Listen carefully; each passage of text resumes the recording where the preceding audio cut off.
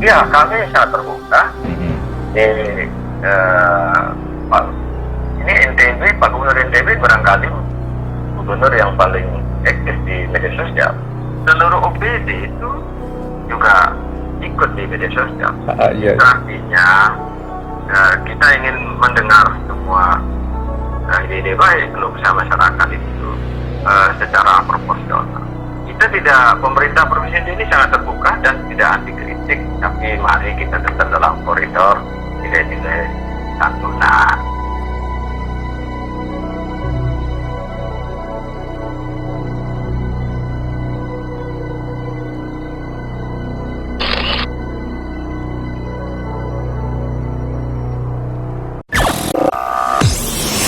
Ray Presto. Ray Presto. Let's care and share. Bersama saya, Ria Ruman.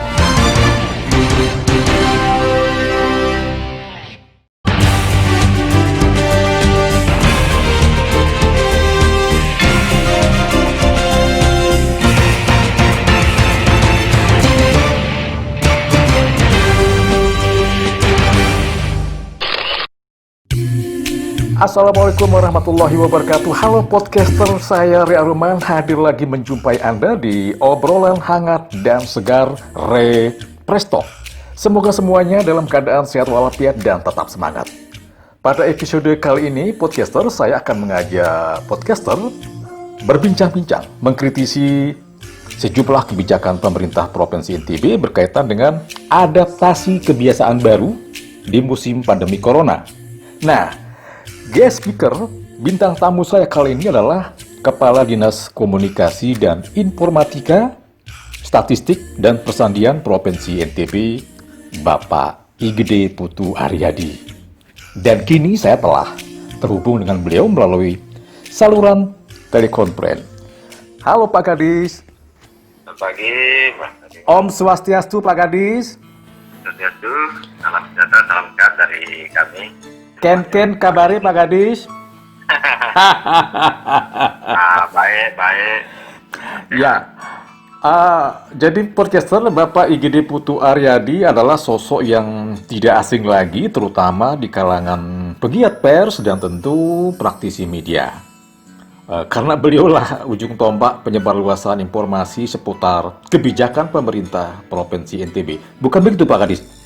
Ya, itu di bidang kami selaku koordinator humas tugas percepatan COVID NTB sekaligus Kepala Dinas Kominfo.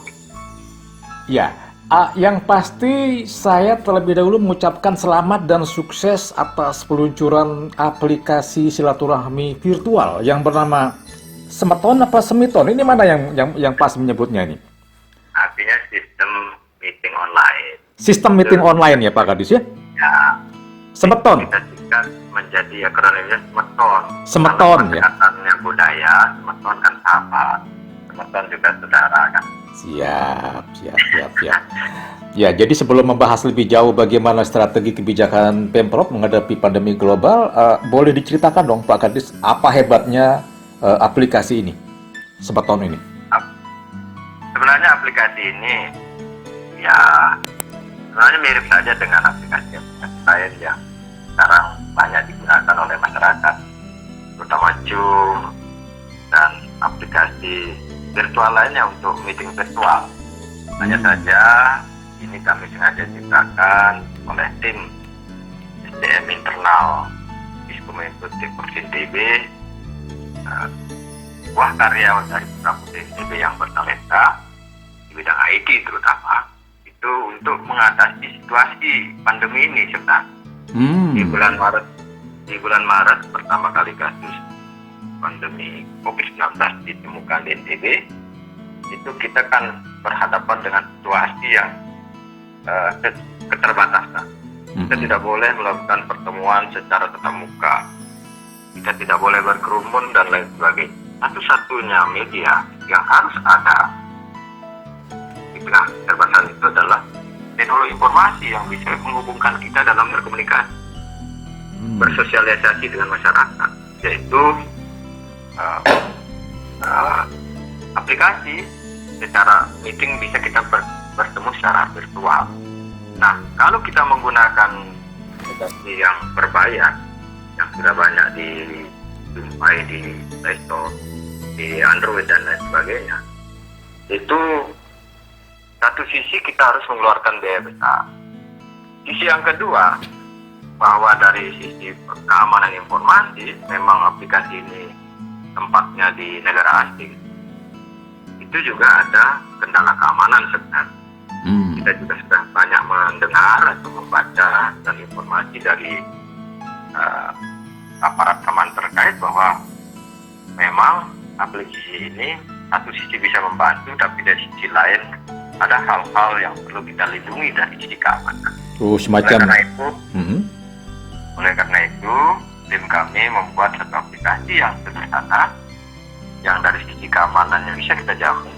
Yang kedua, dari sisi efisiensi anggaran kos yang kita harus bayarkan untuk menggunakan aplikasi Zoom misalnya, itu bisa kita alihkan untuk hal-hal lebih produktif lainnya dalam rangka penanganan COVID-19. Iya, mohon maaf Pak Kadis tadi menyebut keamanan. Ini maksudnya seperti apa nih keamanan dari sistem? Kalau kita ada beberapa dari aparat terkait, terutama dari Badan Penanggulangan Terorisme, itu mengingatkan kita bahwa di aplikasi Zoom umpamanya itu ada titik-titik lemah. Di sana data-data informasi yang kita bicarakan di dalam aplikasi ini seringkali juga bocor keluar. Wah, itu yang bahaya Pak Kadis ya. Itu yang seringkali dianggap kurang aman. Yang kedua, dari sisi kebijakan nasional, pemerintah Presiden Jokowi juga sudah mengatakan kita mengutamakan produk putra bangsa sendiri.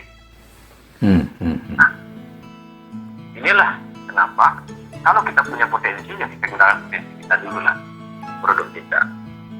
Sekaligus kita juga memberikan ruang pada putra-putri kita untuk bisa berinovasi, mengembangkan kemampuan atau skillnya dalam rangka membangun bangsa dan daerah ini.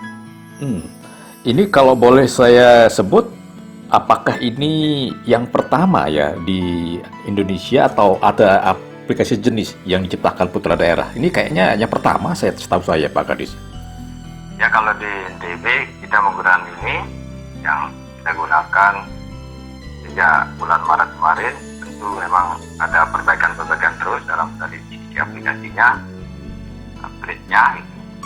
Dan sudah seluruh kegiatan yang hostnya akan dilaksanakan oleh pemerintah Provinsi NTB untuk berkoordinasi secara virtual atau secara daring, itu kami gunakan memfasilitasi melayani pimpinan dengan aplikasi smartphone meeting online. Ya, ini sistem ini apakah hanya digunakan oleh pemerintah atau publik juga boleh mengaksesnya Pak Kadis? Untuk semacam aplikasi yang bisa diunduh atau? Kami belum apa istilahnya dengan masyarakat luas gitu. Tapi untuk memfasilitasi kegiatan kayak koordinasi dengan kabupaten kota, contohnya oleh PKK, jajaran TNI juga sempat menggunakan, Badan Narkoba Provinsi juga menggunakan untuk koordinasi. Untuk melepas seperti Zoom, kami belum melakukan itu karena memang ini untuk kepentingan internal dan demi keamanan data dan informasi kita. Oke, jadi kalau orang ingin menggelar seminar atau pertemuan online belum bisa fleksibel teknologi yang juga justru lebih berbahaya seperti Zoom itu ya, Pak Kadis ya? Zoom itu kan dia aplikasi berbayar. Oke. Dan memang dia ada free-nya. Dia sekian 40 menit dia free. Tapi kalau pertemuannya itu lewat dari waktu itu, dia otomatis mati. Dia akan putus. Nah, ketika kita ingin menggunakan aplikasi Zoom, itu harus berlangganan. Kalau tidak salah itu $500 itu langganannya ya. Ini bagi itu dari sisi cost. Tapi dari sisi tadi, otomatis para peserta meeting menggunakan Zoom itu kan data-data pribadinya akan masuk di situ. Itu yang bahaya justru ya, perlindungan data pribadi. Iya. Itu data-data pribadinya masuk di situ, ya bisa dimanfaatkan oleh pihak-pihak yang memang bisa diambil di situ. Termasuk pembicaraan di Zoom itu sendiri ya. Ya, termasuk di pembicaraan di Zoom ini, karena di aplikasi Zoom itu sendiri juga bisa kita tampilkan kayak PowerPoint, kayak penjelasan kan data-data yang terkait pembicaraan tersebut, mau potensi, mau hal-hal terkait, apalagi menyangkut keamanan kan, dan bicara mungkin tentang keamanan strategi nasional yang otomatis akan bisa diambil oleh pemilik aplikasi kan. Nah, itu barangkali juga yang membuat sejumlah negara melarang atau bahkan mengharamkan penggunaan aplikasi tersebut, Pak Kadis ya?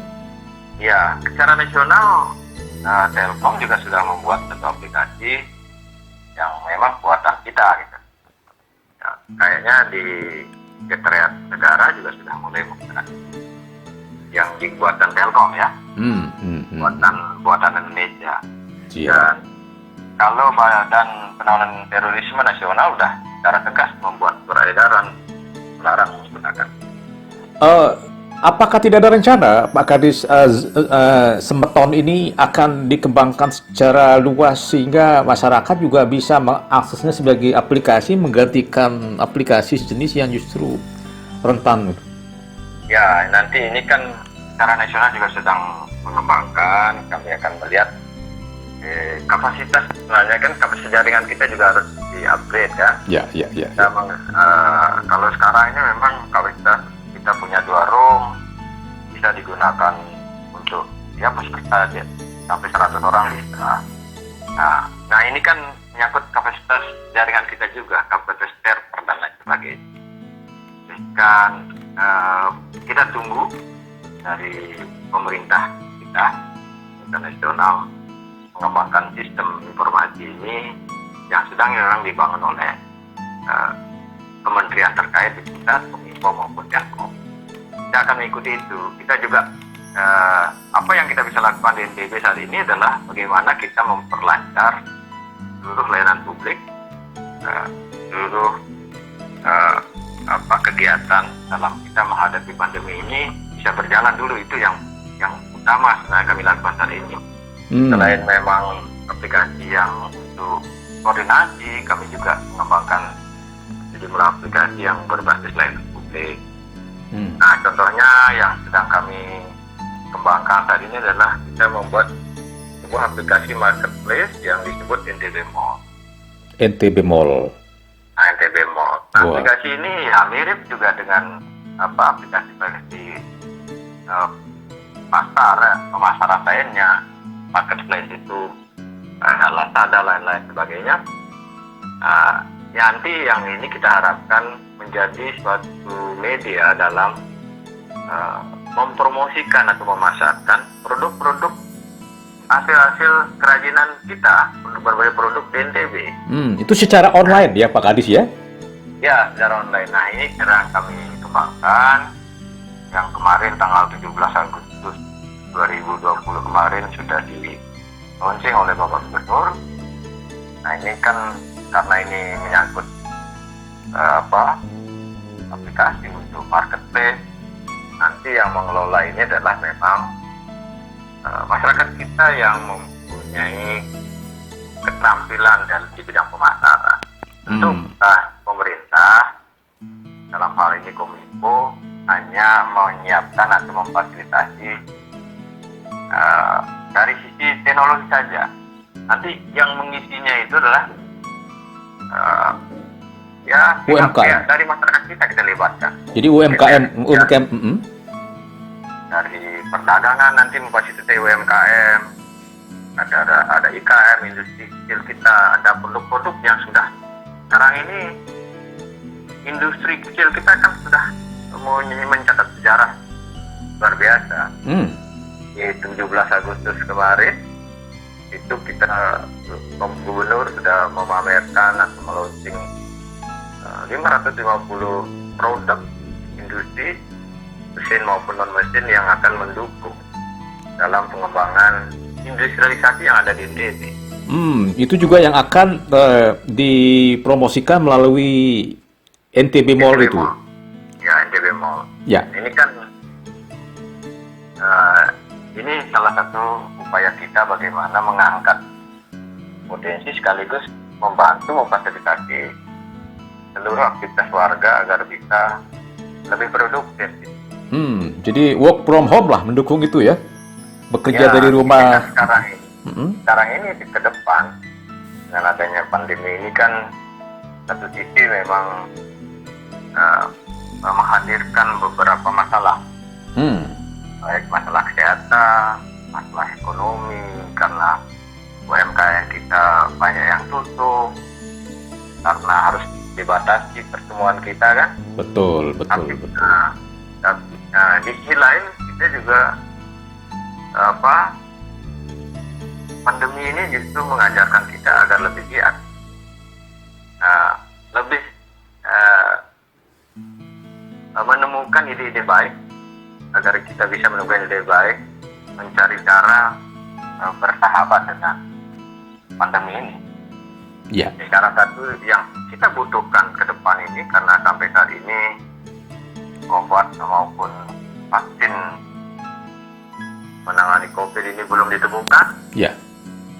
Adalah teknologi. Kita tidak boleh menyerah dengan pandemi, tapi kita harus juga di tengah ujian ini kita harus juga menemukan cara bagaimana kita bisa tetap selamat, tetap produktif meskipun pandemi ini masih berlangsung. Ya, Pak Kadis tadi kembali ke soal NTB Mall itu pada saat launching kemarin sudah ada ya produk-produk yang dipajangkan atau dipromosikan UMKM kita dari jumlah yang tadi disebut 500 itu. Nah ini kan kemarin baru kita launching dan di aplikasi itu sekarang kita sedang lengkapi itu dan kita minta izin pada Google untuk kita pasang di Android kan. Oke. Biar bisa diakses oleh seluruh masyarakat. Ini sedang berproses, tapi sebenarnya ini NTB Mall ini pengembangan dari aplikasi iStop sebelumnya. Iya. Ya, tapi kami melihat kenapa kita harus kembangkan dari beberapa fiturnya karena ini peluang bisnis kita ke depan kan beragam. Ada gagasan besar dari pemerintah kebijakan pemerintah TV terkait dengan industrialisasi. Ini kan harus punya media. Bagaimana kita membangun semangat berusaha, semangat produktif ini bisa menyentuh atau bisa dipahami secara bersama oleh masyarakat, terutama semua UMKM atau pelaku bisnis warga kita ini mempunyai ruang untuk bisa saling berbagi dalam mengembangkan bisnisnya. Itu intinya. Ya. Halo Pak Kadis. Yes, nah itu kalau ke depan misalnya ya para pengusaha lokal kita ingin bergabung di NTB Mall itu apakah akan dikenai biaya atau sebaliknya gratis atau bagaimana? Ya ini kan nanti dikembang sama dengan modelnya itu dikelola oleh suatu pihak ketiga. Pihak ketiga. Mengelolanya itu. Nah kan sistemnya otomatis ya kalau ini karena by system. Bagaimana proses di online itu kan dia biasanya keuntungannya langsung terhitung di situ. Oke. Dengan biaya pulsa dan lain sebagainya. Yang jelas pasti lebih bersahabat, lebih mudah daripada yang lain lah begitu Pak Kadis ya? Ya tentu ini karena ini disediakan oleh pemerintah dan nanti bagaimana teknis operasionalnya itu memang harus kita libatkan warga kita atau orang-orang kita putra-putri NTB yang punya talenta di bidang pemasaran, bisnis, tentu itu akan menjadi lebih profesional.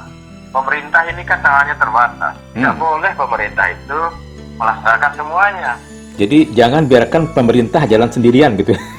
Iya, pemerintah tidak boleh berjalan sendiri. Iya. Jelas. Pak Gubernur itu, pemerintah itu hadir memberikan pelayanan. Ya. Artinya tidak semua harus dilaksanakan oleh pemerintah.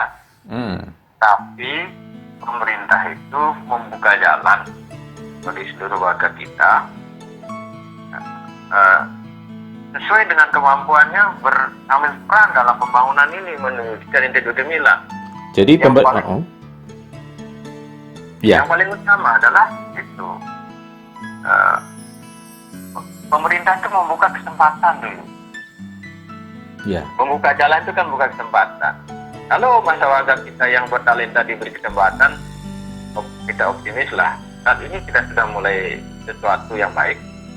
Industrialisasi yang digaungkan, yang awalnya kita pikir industrialisasi itu adalah mesin-mesin pabrik-pabrik besar yang penuh dengan kepulan asap. Ternyata bukan itu yang dimaksud. Bukan itu ternyata Pak Kades ya? Iya, yang dimaksud di Indonesia adalah memberikan nilai tambah, berinovasi terhadap berbagai produk kita. Yang kecil-kecil ini kalau tuh diberikan kesempatan, yang awalnya produknya tidak kurang berkualitas, dibantu dengan mesin, difasilitasi akses permodalan, diciptakan awalnya itu pasarnya, lama-lama dia menjadi berkualitas, dia akan menjadi mampu bersaing di pasar global.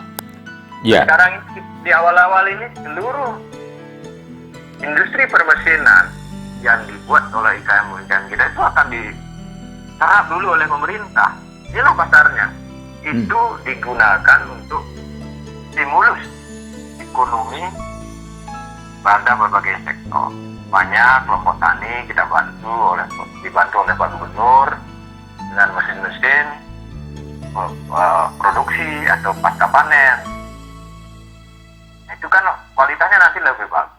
Pengusaha industri rumah tangga atau minyak biasanya, buat minyak jeleng ini yang di Lombok ini, kita bantu dengan mesin meresan kelapa atau pengupasan kelapa. Lama-lama dia menjadi produksinya berkualitas. Nah, itu yang dimaksud bahwa pemerintah hadir membuka, memfasilitasi masyarakat, memberikan stimulus. Ketika lama-lama dalam tahap awal ini pemerintah fasilitasi, mungkin memang lebih mahal awalnya, tapi dengan peningkatan kualitas ke depan dia akan menjadi mandiri, sehingga tidak, pemerintah sudah bisa memfasilitasi mereka, tidak lagi pemerintah yang mengambil alih. Dan sebenarnya Pak Kades, potensi pengusaha lokal kita luar biasa ya Pak Kades dalam memproduksi hasil-hasil yang berkualitas itu ya?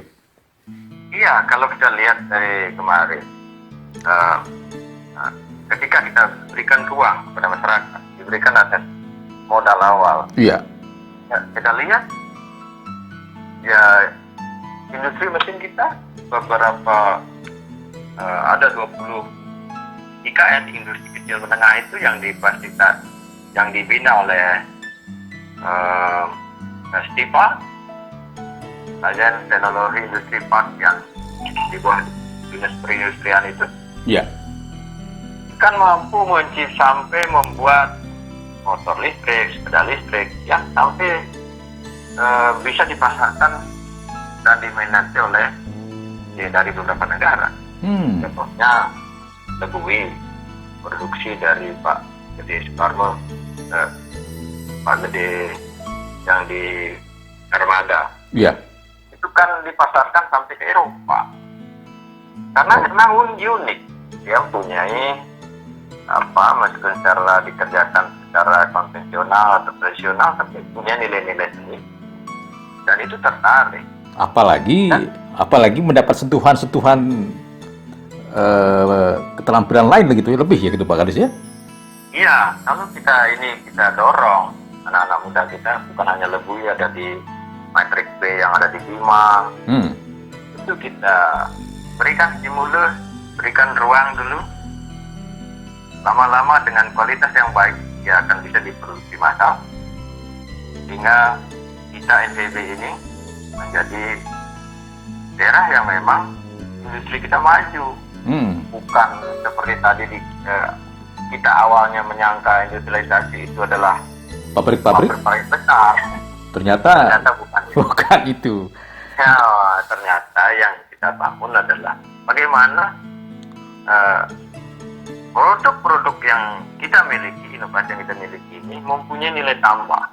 Contohnya di pertanian tadi. Ya. Pertanian ini kita punya banyak produksi jagung, produksi padi. Yang kita jual adalah jagung mentah.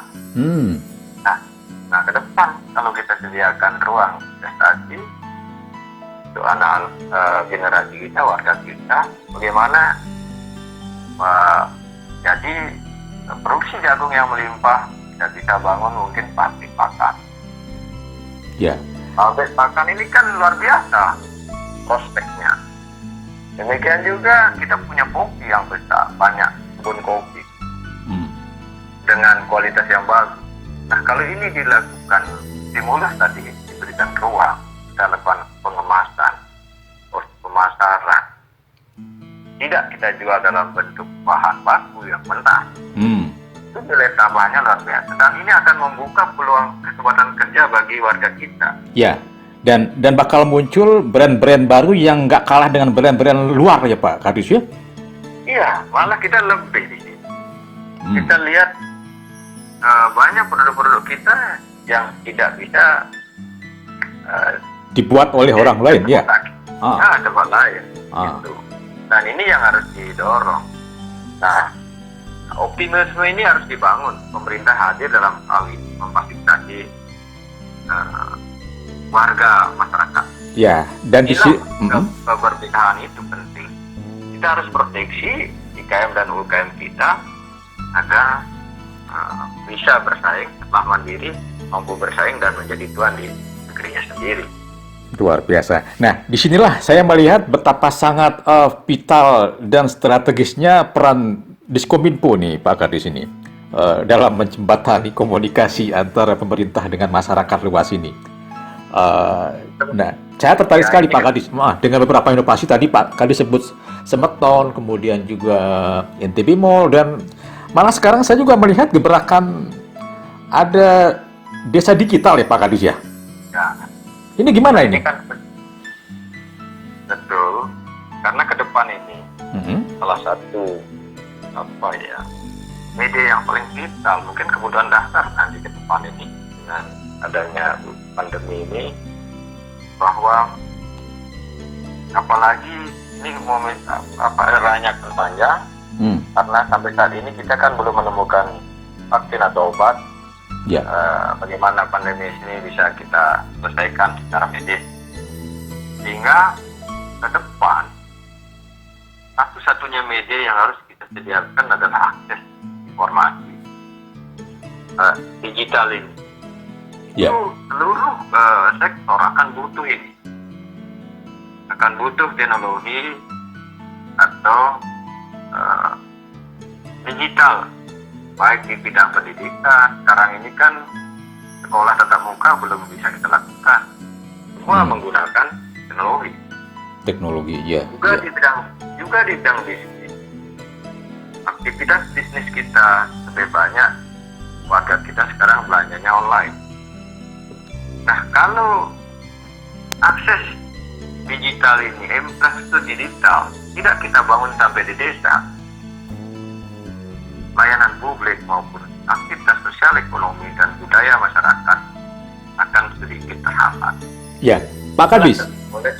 Itulah sebabnya kami di dalam Renstra atau RPJMD itu ada program unggulan membangun kampung digital. Apa indikator kampung digital?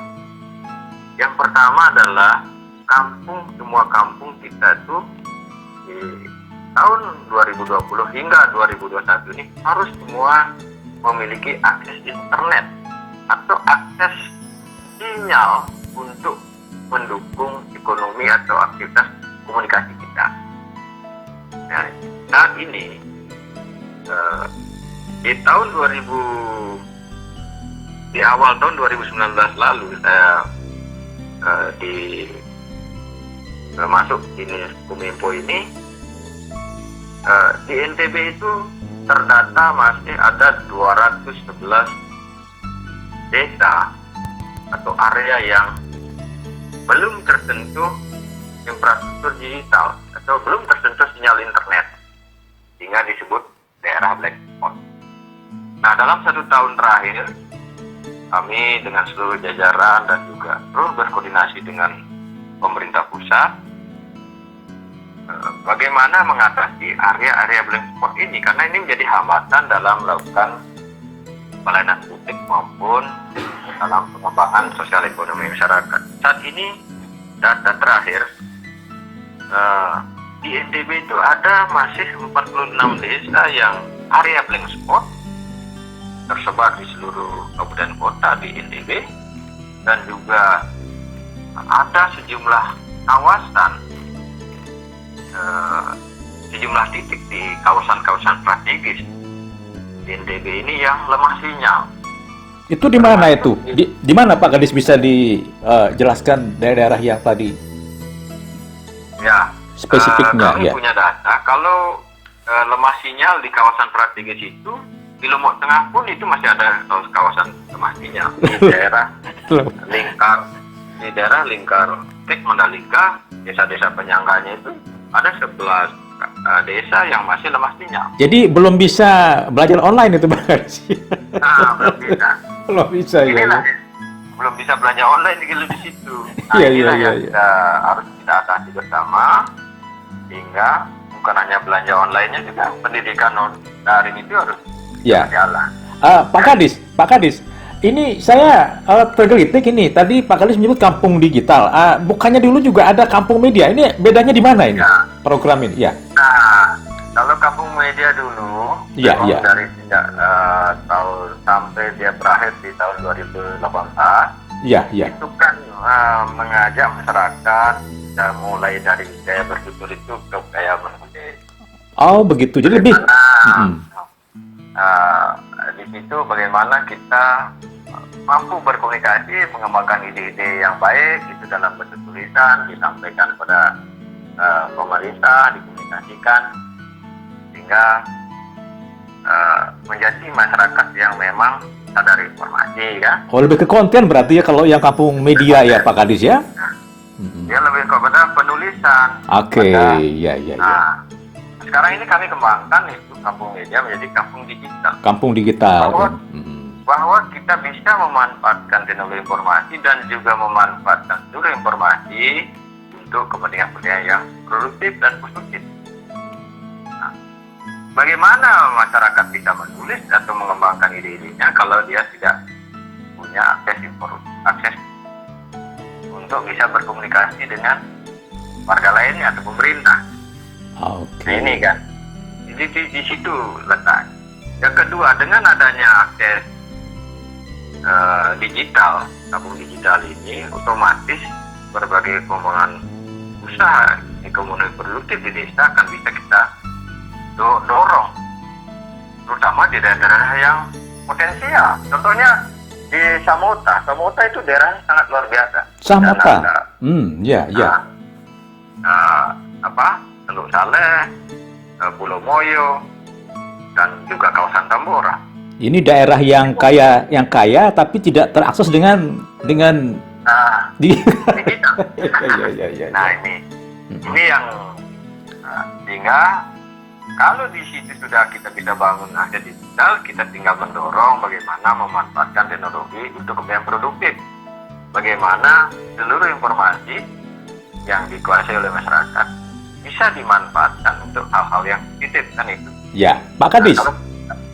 Itu kampung digital ini berarti nanti di setiap kampung atau desa yang belum tersentuh oleh sinyal itu akan dipasang semacam perangkat yang nanti bisa diakses secara gratis atau gimana itu? Nah, begini. Ya. Nah, kampung digital ini kita mendorong semua dalam satu konsep bagaimana mengembangkan satu kampung ini menjadi kampung yang memang produktif kan. Nah, di situ memang kampung digital maksudnya bahwa ada beberapa indikator yang harus kita penuhi di situ. Oke. Kampung yang belum terjangkau akses digital atau akses internet itu kita dorong, karena ini menjadi kewenangan pemerintah pusat. Kita dorong percepatan untuk bisa terakses internet. Gitu. Ya. Nah, yang kedua, di kampung-kampung yang sudah terakses infrastruktur digital, kita dorong bagaimana pemanfaatan teknologi informasi dan komunikasi itu untuk hal produktif. Contohnya PPID desa itu yang kita dampingi selama ini dari KPID bersama bersama Kominfo Provinsi NTB untuk membangun keterbukaan di desa itu terus dikembangkan. Di desa terus ada nanti di desa itu dimanfaatkan sejumlah platform yang digunakan di desa untuk kegiatan-kegiatan bisnis. Saat ini kan banyak sekali anak-anak muda di kabupaten kota atau di desa itu punya ide-ide atau inovasi yang baik. Contohnya di Lombok Timur itu ada namanya Lasada, lapak desa. Oh, Lasada ya? Oh, Lasada. Oh, luar biasa. Ya, Lasada itu lapak desa. Lapak desa suatu aplikasi yang dibuat oleh putra-putri dari Lombok Timur, dari Universitas Hasanuddin. Itu memfasilitasi masyarakat untuk bisa masyarakat desa menjual produk-produknya secara online. Oh, itu ibaratnya mitranya NTB Mall lah kira-kira gitu ya Pak Kadis ya? Ya, nanti bisa dibuatkan suatu platform. Kalau ini banyak ide-ide, bagaimana ide-ide baik ini nanti ada pertukaran, ada pemasaran, ada pertukaran informasi, ada juga proses peningkatan layanan publik. Contohnya di perangkat desa itu kita kembangkan satu aplikasi secara administrasi layanan kayak apa. Mungkin BUMDes-nya nanti bisa kita kembangkan dengan menggunakan platform tadi, aplikasi-aplikasi tadi, sehingga menjadi BUMDes yang maju dan mandiri. Mantap. Ini yang kita dorong ke depan. Ya, nah, sekarang ini ada program dari Kementerian Kominfo untuk desa-desa atau daerah-daerah yang belum masuk atau lemah sinyal tadi, dan di situ tidak ada provider atau pengusaha telekomunikasi yang belum bisa masuk di situ. Bagi BUMDes yang ingin mengembangkan menjadi semacam agen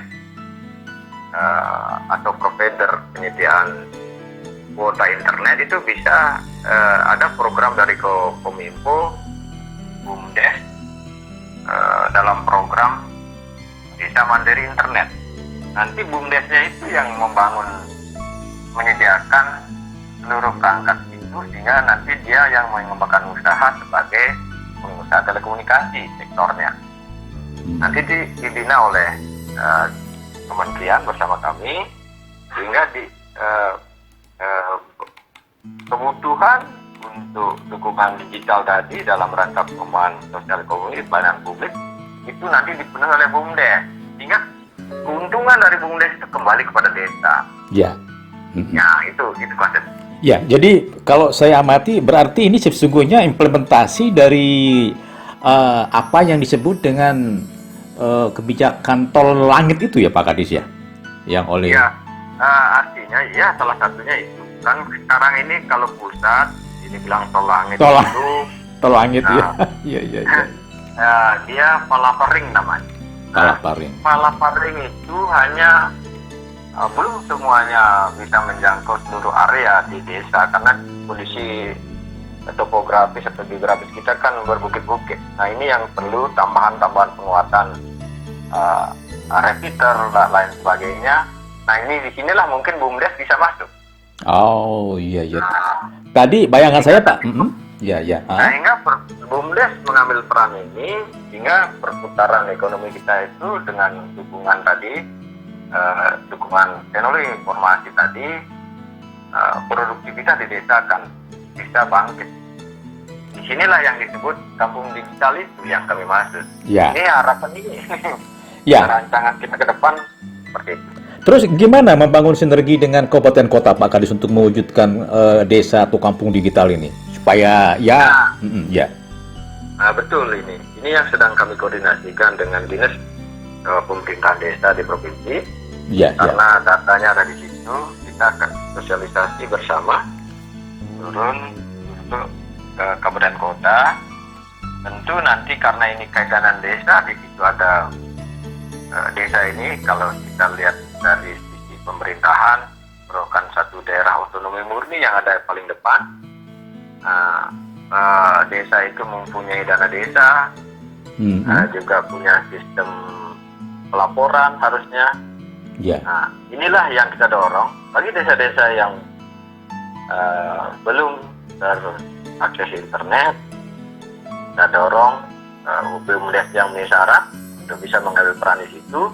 Bagi daerah-daerah yang sudah terakses digital, itu kita pemanfaatan teknologi ini untuk hal-hal produktif. Kita dorong pengembangan berbagai aktivitas ekonomi dan bisnis ke depan, termasuk pendidikan dan kebudayaan, itu bisa menjadi lebih maksimal karena sudah tersedia dukungan teknologi informasi yang memadai sebagai salah satu media kita menghadapi pandemi.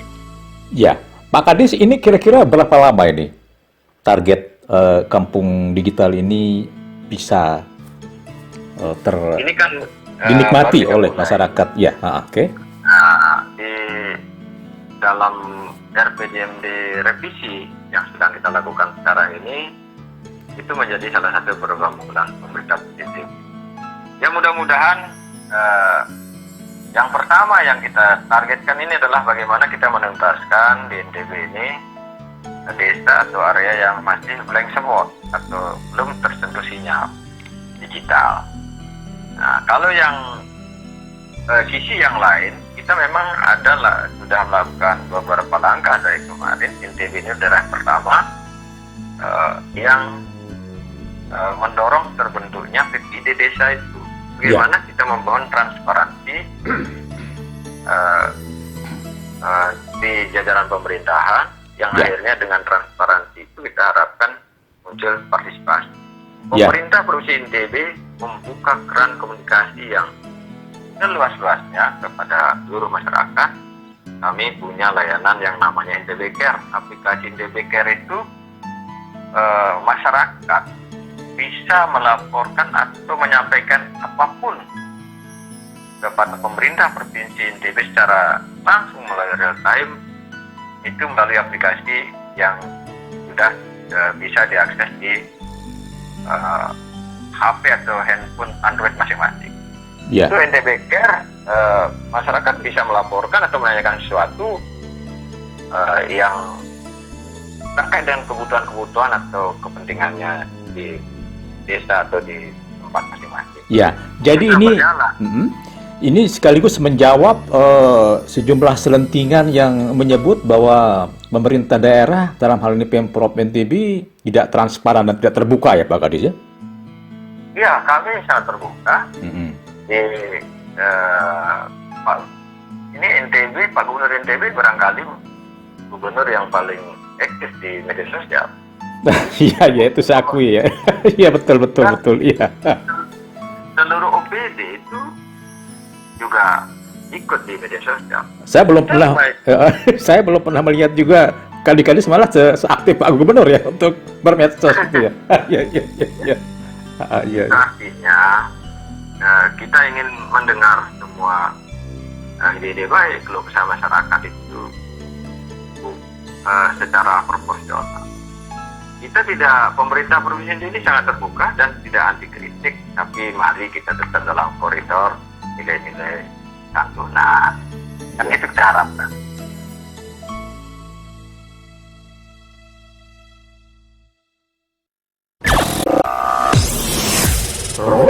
Presto.